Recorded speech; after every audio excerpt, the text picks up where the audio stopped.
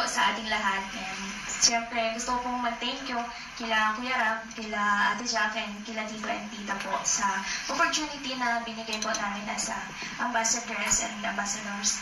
Tsaka po, malaking tulong po ito sa amin, kagaya po ng mga students, talagang big help po sa amin. Tsaka sabi ko nga po is, bukod sa another source of income, yan, may savings na rin po kami na naitatabay para sa sarili namin.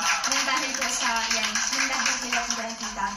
Kaya, thank you very much po. Tsaka, syempre, sobrang mahihain din po ako pagdating sa, yan, hindi po ako sanay ma-expose sa public kasi talagang napakamahiyain ko po.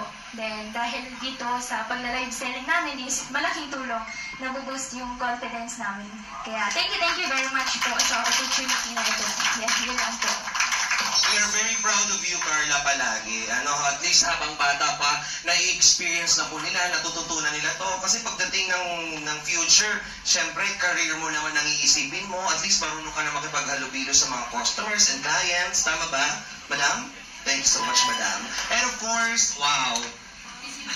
Ang ganda, no? Parang Miss Universe din ito. From her 18th birthday ngayon, andito na naman siya. The very beautiful Viancy. Ano naman ang gusto mong sabihin? Nasabi na po nila lahat eh. Gusto ko lang po mag-thank you syempre kay God and kay Ma'am Christine po, kay Sir Alem. Tapos, syempre po kay Kuya Rob, kay Ate Jack, sa family po na Velvet Box and Kalingap, yun. Kasi, talagang, sobrang laking tulong po sa aming mga Kalingap Angels sa pag-aaral po namin. Tsaka po, personality po nga namin, talagang mahihain din po, mahihain na hanggang ngayon niyo po. Yun, gusto ko thank you. Kasi, talagang, nabuboost po yung, confidence namin.